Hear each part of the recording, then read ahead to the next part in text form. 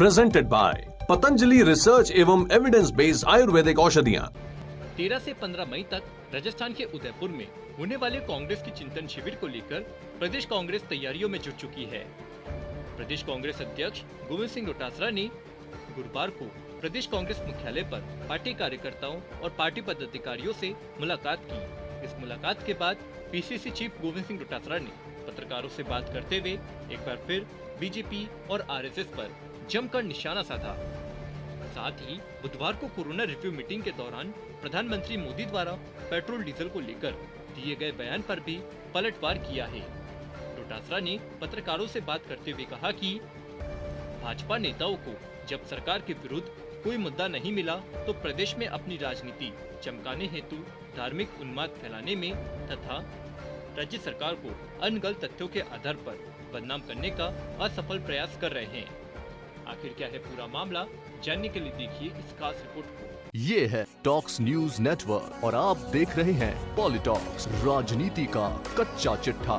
तो बता दें, भारतीय जनता पार्टी द्वारा राज्य सरकार के विरोध में जारी आरोप पत्र पर प्रतिक्रिया देते हुए गोविंद सिंह डोटासरा ने कहा कि एक आरोप पत्र कल भाजपा के प्रदेश अध्यक्ष जी ने एक पूर्व प्रदेश अध्यक्ष और एक उपनेता जो विधानसभा के अंदर राजेंद्र जी राठौड़ साहब हैं, उनके साथ उन्होंने राजस्थान की सरकार के 40 माह के ऊपर आरोप पत्र दिया है। मैं लंबी चौड़ी बात तो नहीं करना चाहता क्योंकि राजस्थान की जनता इनके प्रतिपक्ष की भूमिका को भली भांति जानती है कि किस तरीके से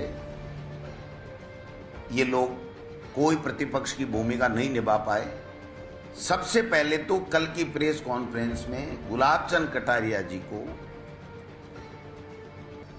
उस प्रेस कॉन्फ्रेंस से आउट करना यह दर्शाता है कि भाजपा में सब कुछ ठीक नहीं।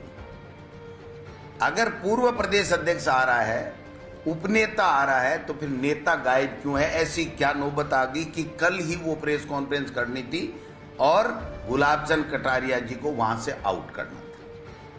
दूसरा, मैं समझता हूं कि हर व्यक्ति केवल और केवल भाजपा के लोग, चाहे सतीश पूनिया जी हों, चाहे राजेंद्र जी राठौड़ हों, चाहे किरोड़ी लाल मीणा जी हों, चाहे गुलाब चंद कटारिया जी हों, केवल एक माहौल बनाने में लगे हुए हैं कि राजस्थान में धार्मिक उन्माद फैला करके, धार्मिक ध्रुवीकरण करके हम इस सरकार को बदनाम करके और कैसे वोट ले लें।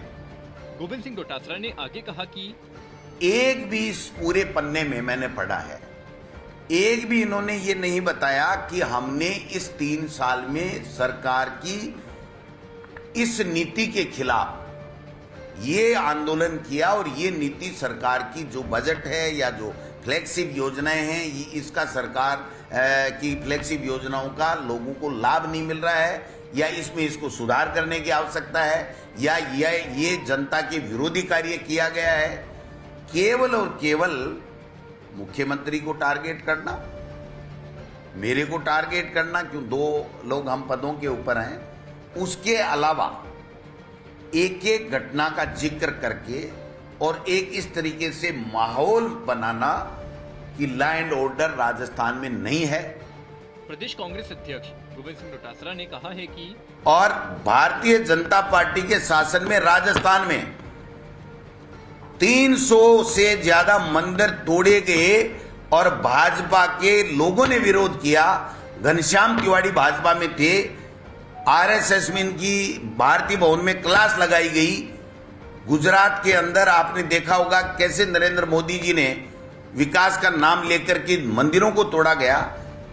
आज ये लोग 100 चूहे खाके बिल्ली हज को चली। एक भी मंदिर कांग्रेस के शासन में कांग्रेस के द्वारा नहीं तोड़ा गया। जो राजगढ़ में मंदिर तोड़ा गया वो मंदिर भारतीय जनता पार्टी के नगर पालिका के मंडल के द्वारा, उसके अध्यक्ष के द्वारा तोड़ा गया और हमारी सरकार ने उसको सस्पेंड भी कर दिया और अधिकारी की गलती उसको भी सस्पेंड कर लिया। वहीं प्रधानमंत्री मोदी द्वारा राज्य सरकारों को पेट्रोल डीजल पर वैट कम नहीं करने के वक्तव्य पर गोविंद सिंह डोटासरा ने कहा कि देश के प्रधानमंत्री जी ने कल विभिन्न स्टेट्स के मुख्यमंत्रियों को संबोधित करते हुए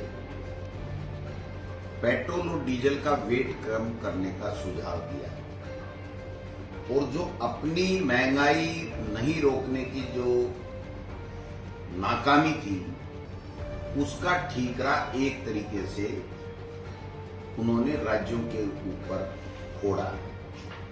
ये कोई पहली बार नहीं हुआ है। जब 18 से 45 साल के बच्चों को वैक्सीन लगने थी, युवाओं को, तब भी उन्होंने अपनी जिम्मेदारी नहीं लेते हुए जो उनकी जिम्मेदारी थी देश के विभिन्न राज्यों के मुख्यमंत्रियों के ऊपर छोड़ा था। बाद में उनको अपने फैसले को वापस लेना पड़ा था।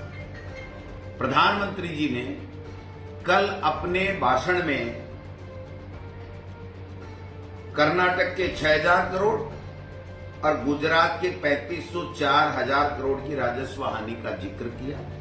वो इसलिए किया कि कर्नाटक में और गुजरात में हाल ही जल्दी चुनाव आने वाले हैं, जबकि उनको ध्यान में रहना चाहिए कि 6,000 करोड़ रुपए राजस्थान को भी राजस्व हानि हो रही है।